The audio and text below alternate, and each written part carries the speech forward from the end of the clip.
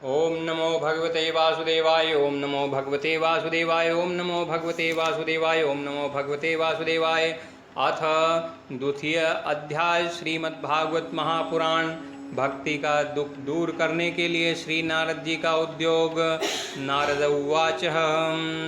नारद जी ने कहा, वृथा खेदयसे बाले अहो चिंतातुरा कथम श्री कृष्ण चरणाम्भोजं स्मर दुःखं गमिष्यति। द्रौपदी च परित्राता येन कौरव कश्मला पालिता गोपसुन्दरे स कृष्ण क्वापि नुगता त्वां तु भक्ति प्रिया तस्य सत्तं प्राणतोऽधिका त्वयाहूतस्तु भगवान् याति निजगृहेष्वपि सत्याद्रियुगे बौद्धवैराग्यो मुक्तिसाधको कलो तु केवला भक्तिर्ब्रह्म सायुज्य कारिणी इति निश्चित्य चिद्रूप सद्रूपां त्वां ससर्जः परमानंद चिन्मूर्ति सुंदरी कृष्ण वल्लभाम। नारद जी ने कहा, हे बाले, हे भक्ति, तुम व्यर्थ ही अपने को क्यों खेद में डाल रही हो? अरे तुम इतनी चिंतातुर क्यों हो? भगवान श्री कृष्ण के चरण कमलों का चिंतन करो, उनकी कृपा से तुम्हारा सारा दुख दूर हो जाएगा। जिन्होंने कौरवों के अत्याचार से द्रौपदी की रक्षा की थी और गोप सुंदरियों को स्नात किया था, वे श्री कृष्ण कहीं चले थोड़े ही गए हैं। फिर तुम तो भक्ति हो और सदा उन्हें प्राणों से प्यारी हो। तुम्हारे बुलाने पर तो भगवान नीचों के घरों में भी चले जाते हैं। सत्य, त्रेता और द्वापर, इन तीनों युगों में ज्ञान और वैराग्य मुक्ति के साधन थे, किंतु कलयुग में तो केवल भक्ति ही ब्रह्मा सायुज्य मोक्ष की प्राप्ति कराने वाली है। यह सोचकर ही परमानंद चिन्मूर्ति ज्ञान स्वरूप श्री हरि ने अपने सत्य स्वरूप से तुम्हें रचा है। तुम साक्षात श्री कृष्ण चंद्र की प्रिया और परम सुंदरी हो। आगे नारद जी कहते हैं, बद्ध्वांजलि त्वपुस्तकी करोमिति चेकदा त्वां तदाज्ञा यत्कृष्णो मद्भक्तान् पोषयेति च अंगे कृतं त्वद्वे प्रसन्नो भूदृसदा मुक्तिं दासीं ददो तुभ्यं ज्ञान वैराग्य काम विमोम पोषणं स्वेन रूपेण वैकुंठे त्वां करोषि च भूमो भक्त विपोषाय छाया रूपम त्वकृतम। नारद जी कहते हैं, एक बार जब तुमने हाथ जोड़कर पूछा था कि मैं क्या करूं, तब भगवान ने तुम्हें यही आज्ञा दी थी कि मेरे भक्तों का पोषण करो। तुमने भगवान की वह आज्ञा स्वीकार कर ली। इससे तुम पर श्रीहरि बहुत प्रसन्न हुए और तुम्हारी सेवा करने के लिए मुक्ति को तुम्हें दासी के रूप में दे दिया और इन ज्ञान वैराग्य को पुत्र के रूप में दे दिया। तुम अपने साक्षात स्वरूप से वैकुंठ धाम में ही भक्तों का पोषण करती हो।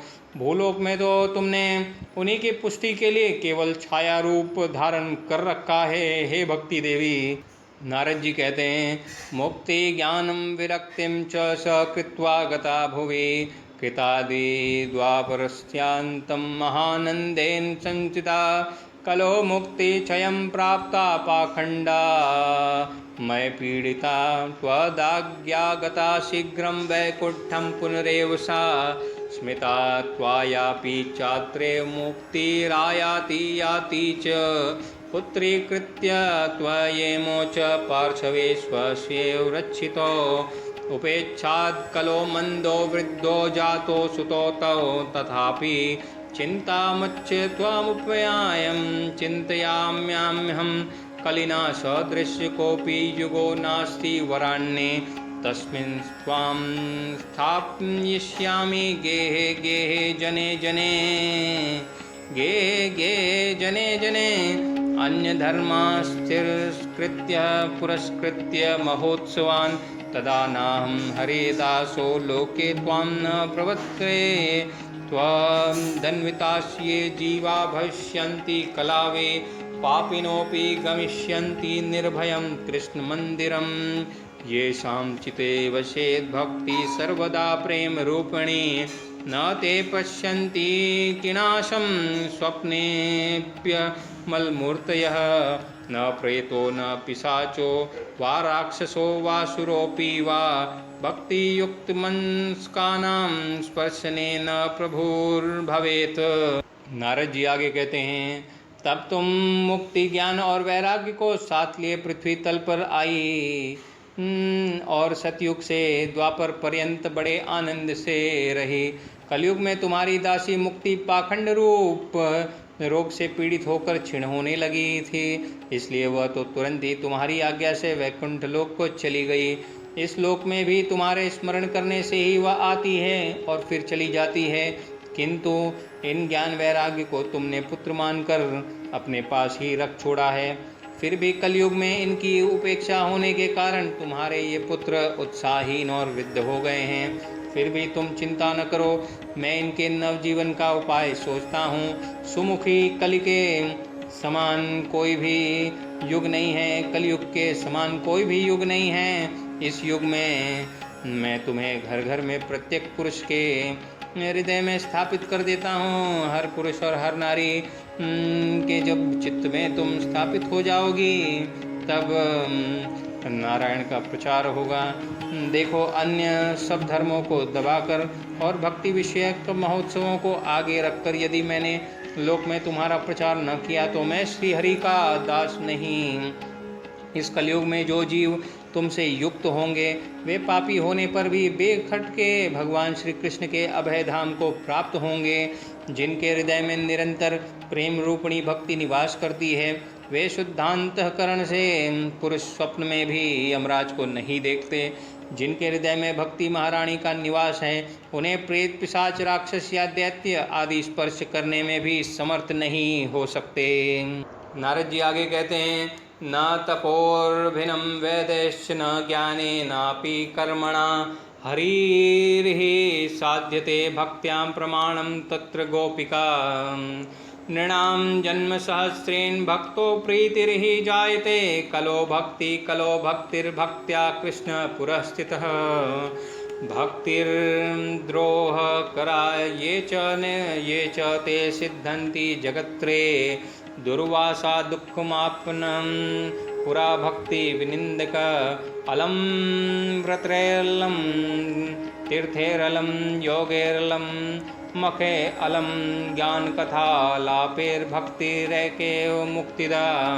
नारद जी आगे भक्ति महारानी से कहते हैं, हे भक्ति महारानी, तब वेदाध्ययन, ज्ञान और कर्म आदि किसी भी साधन से भगवान वश में नहीं किए जा सकते।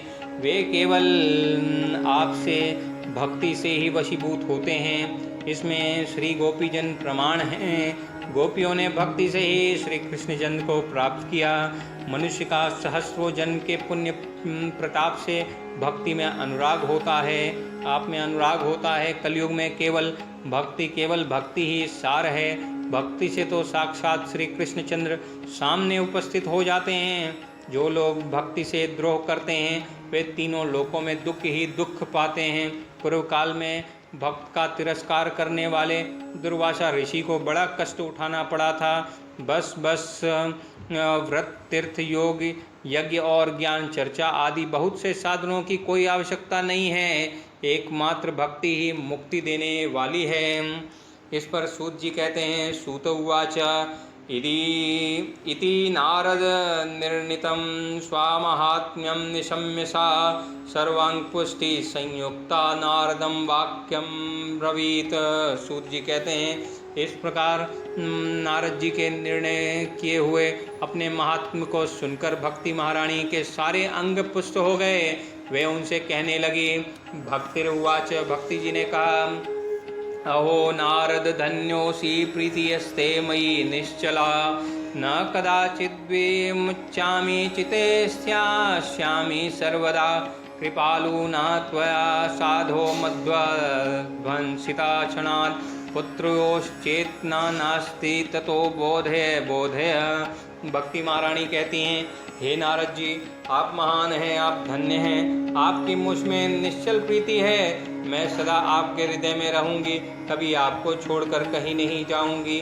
साधो, आप बड़े कृपालु हैं, आपने क्षण भर में ही मेरा सारा दुख दूर कर दिया, किंतु अभी मेरे पुत्रों में चेतना नहीं आई, आप इन्हें शीघ्र ही सचेत कर दीजिए, जगा दीजिए। हे महाराज, इन्हें जगा दीजिए। इस पर सूत जी आगे कहते हैं, सूत उवाच तस्यावचां समाकर्ण्य कारुण्यं नारदो गतः तयोर्बोधन्मारेभे कराग्रेण विमर्दयन्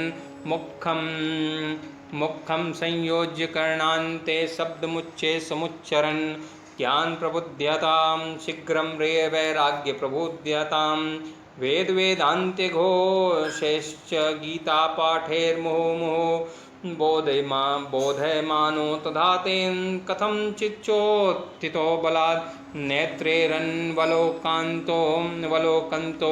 जिभ्रन्तो साबुभो भगवत्प्यलितो प्रायं शुष्काश्चमाङ्को क्षुच्छामोतो निरीक्षेव पुनः स्वापरायणो ऋषिश्चिन्ता चान्तपरो जाता किं विधेयं मयेति च अहो निद्रा कथं याति वृद्धत्वां च महत्रं चिन्तयन्नीति गोविन्दं स्मर्यामास भार्गवः व्योमवाणी तदेवा भूम्ना ऋष्योखित्तामीति उद्यम सफलतेयं भविष्यति न संशय एतदर्थं सत्कर्म सुरेष्वं समाचर तते कर्माभिदास्यन्ति साधुः साधुभूषणा सत्कर्मणि कृते तस्मिन् सुनिद्रा वृत्तान्यो गमिष्यति क्षणात् भक्ति सर्वत्र प्रसरिष्यति इत्यकाश्वच्च स्पष्टं तत्सर्वैरपि विश्रुतं नारदो विस्मयं लेभे नेदं ज्ञातमिति ब्रुवम्। सूत जी कहते हैं, भक्ति के ये वचन सुनकर नारद जी को बड़ी करुणा आई। वे उन्हें हाथ से हिला डुलाकर जगाने लगे। फिर उनके कान के पास मुंह लगाकर जोर जोर से कहा, ओ ज्ञान जल्दी जग पड़ो, ओ वैराग्य जल्दी जग पड़ो। फिर उन्होंने वेदध्वनि वेदांत घोष और एक एक बार गीता पाठ करके उन्हें जगाया। इससे वे जैसे तैसे बहुत जोर लगाकर उठे, किंतु आलस्य के कारण वे दोनों जम्भाई लेते रहे, नेत्र उगाड़ कर देख भी नहीं सके। उनके बाल बगुलों की तरह सफ़ेद हो गए थे, उनके अंग प्राय सूखे काट के समान निस्तेज और कठोर हो गए थे। इस प्रकार भूख प्यास के मारे अत्यंत दुर्बल होने के कारण उन्हें फिर सोते देख नारद जी को बड़ा चिंता हुई। वे सोचने लगे, अब मुझे क्या करना चाहिए, इनकी यह नींद और इससे भी बढ़कर इनकी वृद्धावस्था कैसे दूर हो। शौनक जी इस प्रकार चिंता करते करते वे भगवान का स्मरण करने लगे। उसी समय यह आकाशवाणी हुई कि मुने खेद मत करो, तुम्हारा यह उद्यम निसंदेह सफल होगा। देवर्षि, इसके लिए तुम एक सत्कर्म करो, वह कर्म तुम्हें संत शिरोमणि महानुभाव बताएंगे। उस सत्कर्म का अनुष्ठान करते ही क्षण भर में इनकी नींद और वृद्धावस्था चली जाएगी तथा सर्वत्र भक्ति का प्रसार होगा। यह आकाशवाणी वहाँ सभी को साफ साफ सुनाई दी। इससे नारद जी को बड़ा विस्मय हुआ और वे कहने लगे, मुझे तो इसका कुछ आशय समझ में नहीं आया। नारद जी ने कहा, नारद उवाच अन्याकाशवाण्यापि गोपीत्यवेन निरूपितं किं वा तत्साधनं कार्यं येन कार्यं भवेत्तयो क्व भविष्यन्ति सन्तस्ते कथं दास्यन्ति साधनं मयात्र किं प्रकर्तव्यं यदुक्तं व्योमभाषया। नारद जी बोले, इस आकाशवाणी ने भी गुप्त रूप में ही बात कही है। यह नहीं बताया कि वह कौन सा साधन किया जाए जिससे इसका कार्य सिद्ध हो। वे संत न जाने कहाँ मिलेंगे और किस प्रकार इस साधन को बताएंगे। अब आकाशवाणी ने जो कुछ कहा है उसके अनुसार मुझे क्या करना चाहिए। आगे सूत जी कहते हैं, जब ऐसे नारद जी विचारणीय हो गए, सोच में पड़े, तब आगे सूत्र जी आगे बताते हैं, सुत उवाच तत्त्वापि संस्थाप्य निर्गतो नारदो मुनि तीर्थतीर्थं विनिष्क्रम्य पृच्छन्मार्गो मुनीश्वरान् वृत्तान्तं श्रूयते सर्वे किञ्चिन्निश्चित्य नोच्यते असाध्यं केचन प्राचुर्दुज्ञेयं यमिति चापरे मुखी भूतास्थान्ये तो कियन्तस्तु पलायिता। सूत जी कहते हैं शौनक जी, तब ज्ञान वैराग्य दोनों को वहीं छोड़कर नारद मुनि वहाँ से चल पड़े और प्रत्येक तीर्थों में जा जाकर मार्ग में मिलने वाले मुनीश्वरों से वह स्थान साधन पूछने लगे। उनकी उस बात को सुनते तो सब थे, किंतु उसके विषय में कोई भी निश्चित उत्तर न देता, किंतु उसे असाध्य बताया।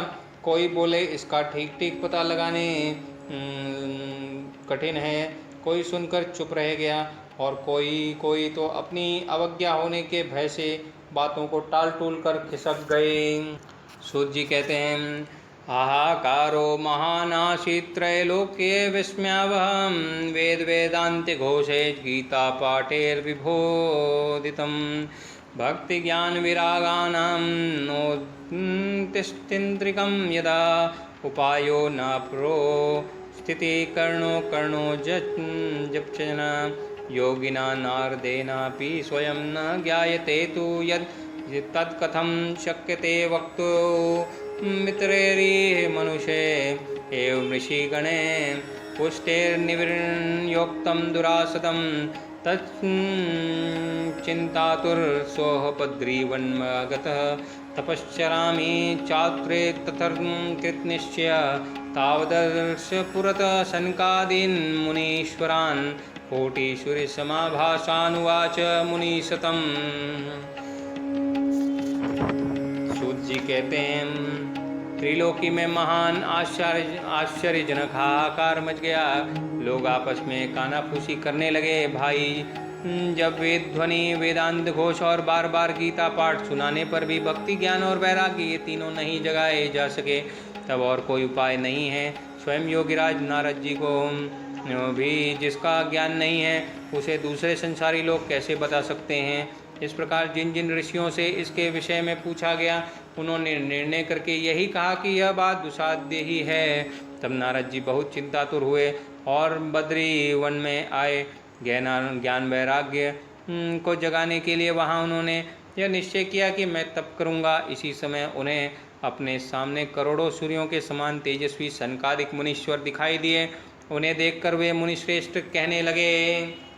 नारद जी ने कहा, नारद उवाच इदानी भूरिभागेन भविद्भिः संगमो भवत्कुमारा ब्रुवता शीघ्रं कृपा कृत्वा ममोपरि भवन्तो योगिनः सर्वे बुद्धिमन्तो बहुश्रुता पंचहायन संयुक्ता पूर्वेशामपि पूर्वजा सदा वैकुंठनिलया हरिकीर्तनत्परा लीलामृतसोन्मतां कथामात्रे जीविन् हरिशरणमेव हि नित्यं शेषां मुखे वच अत कालसमादिष्टा जरायुष्मान् बाधते येषां भ्रूमभङ्गमात्रेण द्वारपालो हरे पुरा भूमो निपतितो सद्यो यत्कृपात् पुरागतो अहो भाग्यस्य योगेन दर्शनं भवतामिह अनुग्रहस्तु कर्तव्यो मयि दीने दयां परे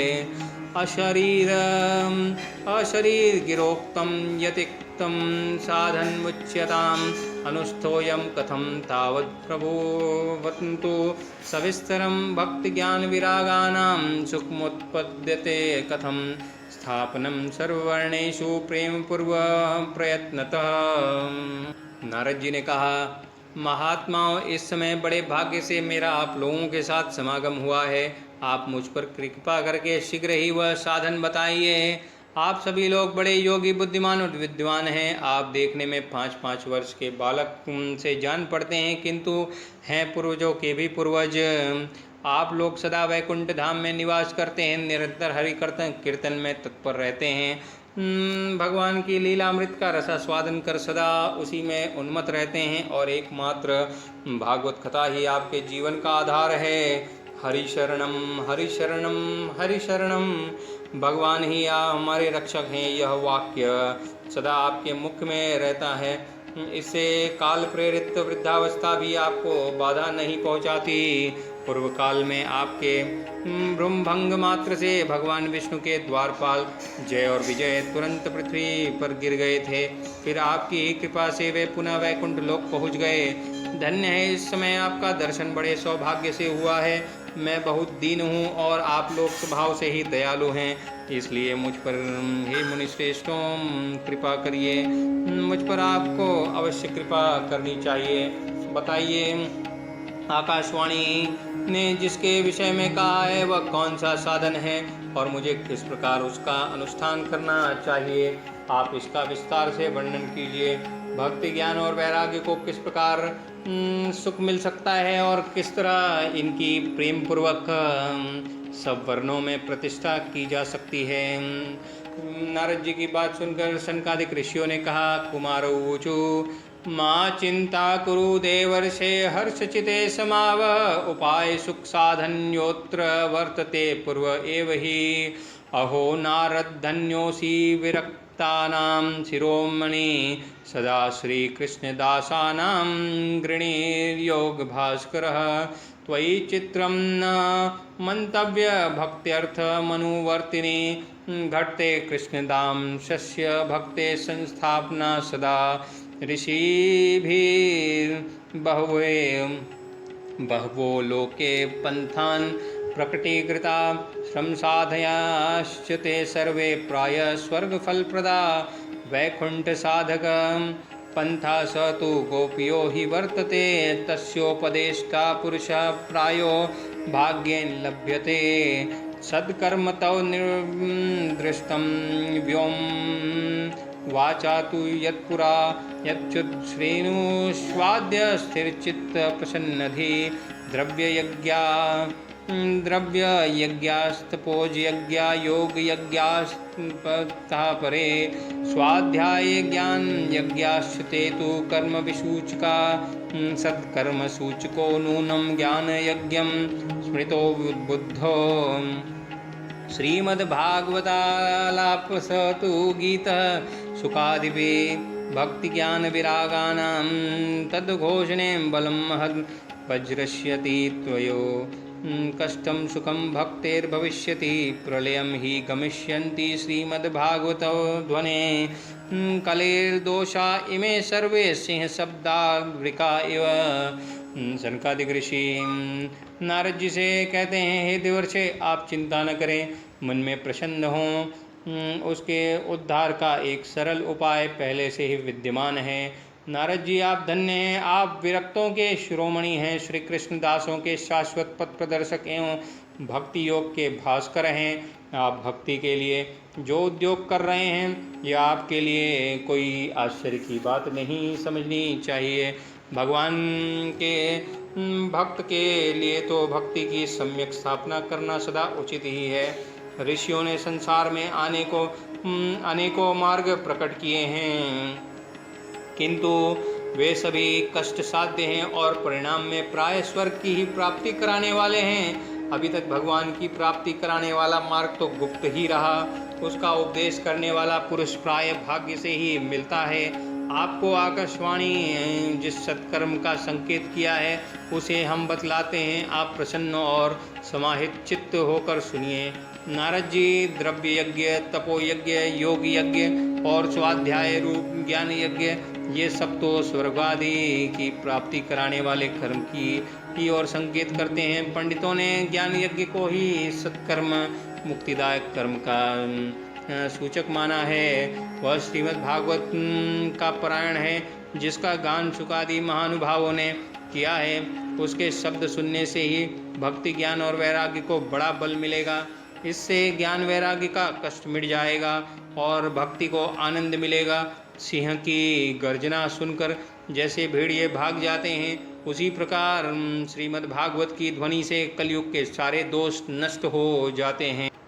ज्ञान वैराग्य संयुक्ता भक्ति प्रेम सावः प्रतिगेहं प्रतिजनम ततः क्रीड़ा करिष्यति। तब प्रेम रस प्रवाहित करने वाली भक्ति ज्ञान और वैराग्य को साथ लेकर प्रत्येक घर और व्यक्ति के हृदय में क्रीड़ा करेगी। ऐसा नारद जी से सनकादिक ऋषियों ने कहा। इसके पश्चात नारद जी ने कहा, नारद उवाच वेद वेदांत घोषे गीता पाठे प्रबोधितं भक्ति ज्ञान विरागानां नोत्तिष्ठन्त्रिकं यदा श्रीमद्भागवतालापात् कथं बोधमेष्यति तत्कथासु तु वेदार्थ श्लोके श्लोके पदे पदे छिन्दन्तु संशयं येनं भवन्तो मोगदर्शना विलम्बो नाथ कर्तव्या शरणागत वत्सला। नारद जी कहते हैं, मैंने वेद वेदांत की ध्वनि और गीता पाठ करके उन्हें बहुत जगाया, किंतु फिर भी भक्ति ज्ञान और वैराग्य यह तीनों नहीं जागे। ऐसी स्थिति में श्रीमद् भागवत सुनाने से वे कैसे जागेंगे, क्योंकि उस कथा के प्रत्येक श्लोक और प्रत्येक पद में भी वेदों का ही तो सारांश है। आप लोग शरणागत वत्सल हैं तथा आपका दर्शन कभी व्यर्थ नहीं होता है, इसलिए मेरा यह संदेह दूर कर दीजिए, इस कार्य में विलंब न कीजिए। ऐसी बात सुनकर नारद जी के मुख से सनकादिक ऋषियों ने कहा, कुमार ऊचु वेदोपनिषदां सारा जाता भगवती कथा अयुत्तमा ततो भाति प्रियभूता फलाकृति आमूलग्नं रसस्तेनास्ते न स्वाद्यते यथा स भूयः संपृथग्भूतफले विश्वमनोहर यथा दुग्धे स्थितं सर्पिण स्वाधायो कल्पते पृथग्भूतं हि तदगव्या देवानां रसवर्धनम् इच्छुणामपि मध्यान्तं शर्करा व्याप्य तिष्ठति पृथग्भूता च सा मिष्टा तथा भागवती कथा इदं भागवतं नाम पुराणं ब्रह्मस्मितं भक्ति ज्ञान विरागाणां स्थापनाय प्रकाशितं वेद वेदांत सुरस्नाते गीताय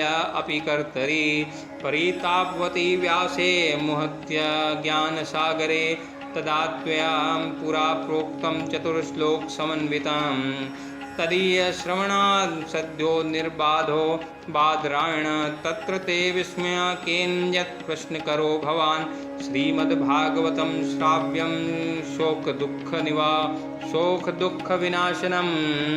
सनकादिक ऋषियों ने नारद जी से कहा, श्रीमद्भागवत की कथा वेद और उपनिषदों के सार से बनी हुई है, इसलिए उनसे अलग उनकी फलरूपा होने के कारण वह बड़ी उत्तम जान पड़ती है। जिस प्रकार रस वृक्ष की जड़ से लेकर शाखा पर्यंत रहता है, किंतु इस स्थिति में उसका आस्वादन नहीं किया जा सकता, वही जैसे रसास्वादन नहीं हो सकता, वही जब अलग होकर फल के रूप में आ जाता है तब संसार में सभी को प्रिय लगने लगता है।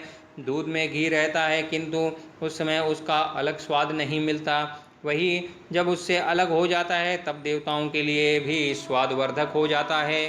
खांड एक के और छोर और बीच में भी व्याप्त रहती है, तथापि अलग होने पर उसकी कुछ और ही मिठास होती है। ऐसी ही यह भागवत की कथा है। यह भागवत पुराण वेदों के समान है। श्री व्यास देव ने इसे भक्ति ज्ञान और वैराग्य की स्थापना के लिए प्रकाशित किया है। पूर्व काल में जिस समय वेद वेदांत के परगामी और गीता की भी रचना करने वाले भगवान व्यास देव खिन्न होकर अज्ञान समुद्र में गोते खा रहे थे, तो उस समय आपने ही उन्हें 4 श्लोकों में इसका उपदेश किया था। पूर्व काल में जिस समय वेद वेदांत के पारगामी और गीता की भी रचना करने वाले भगवान व्यासदेव खिन्न होकर अज्ञान समुद्र में गोते खा रहे थे, उस समय आप ही ने नारद जी उन्हें 4 श्लोकों में इसका उपदेश किया था। उसे सुनते ही उनकी सारी चिंता दूर हो गई थी। फिर इसमें आपको आश्चर्य क्यों हो रहा है? जो आप हमसे प्रश्न कर रहे हैं, आपको उन्हें शोक और दुख का विनाश करने वाला श्रीमद् भागवत पुराण ही सुनाना चाहिए। हे नारद जी, जो आपने चतुर्श्लोकी भागवत का ज्ञान उपदेश व्यास जी को किया था, उसे हम पुनः आपको बताते हैं। चतुर्श्लोकी भागवत अहमेवास्मैवाग्रे नान्याद्यत् सत्परं पश्चादहं यदेतच्योषिष्येत् शोष्यहं हृतेति यत् प्रत्येत् न प्रत्येच्चात्मनि तद्विदात्मनो मायां यथा वासो यथात्मः यथा महान्ति भूतानि भूतेषु चावचेष्वनु प्रविष्टान्यप्रविष्टानि तथा तेषु न तेष्वहम् एतावदेव जिज्ञासनात्म अनुतिरेकाभ्यां यत् स्यात् सर्वदा। इस प्रकार आपने 4 श्लोकों में व्यास जी को पूरी संपूर्ण भागवत सुनाई थी। इसके पश्चात नारद जी कहते हैं, नारद उवाच यद्दर्शनं च विनिहन्ति शुभानि सद्यं श्रेयस्थानोति भवदुःखदवार्तितानां निशेषेष्मुखगीतकथेपकनापानां प्रेम प्रकाशकृत्ये शरणं गतोऽस्मि भाग्योदयेन बहुजन्म समर्जितेन सत्संगमं च लभते पुरुषो यदा वै अज्ञान हेतु कृतमोह मदांधकारनाशम विदाय ही तदोदयते विवेकः। नारद जी कहते हैं, हे महानुभावों, हे सनकादिक ऋषियों, आपका दर्शन जीव के संपूर्ण पापों को तत्काल नष्ट कर देता है और जो संसार दुख रूप दावानल से तपे हुए हैं उन पर शीघ्र ही शांति की वर्षा करता है। आप निरंतर शेष जी के सहस्र मुखों से गाए हुए भागवत कथामृत का ही पान करते रहते हैं। मैं प्रेम लक्षणा भक्ति का प्रकाश करने के उद्देश्य से आपकी शरण लेता हूँ। जब अनेकों जन्मों के संचित पुंज का उदय होने से मनुष्य को सत्संग मिलता है, तब वह उसके अज्ञान जनित मोह और मधुरूप अंधकार का नाश करके विवेक उदय होता है। इति श्री पद्म पुराणे उत्तरखंडे श्रीमद्भागवत महात्म्ये कुमार नारद संवादे नाम द्वितीयोऽध्यायः संपूर्णम्। जय जय श्री राधाकांत महाराज की जय हो। जय जय श्री लक्ष्मीनारायण भगवान की जय हो। ओम नमो भगवते वासुदेवाय। ओम नमो भगवते वासुदेवाय। ओम नमो भगवते वासुदेवाय। इति श्री द्वितीयोऽध्यायः संपूर्णम्।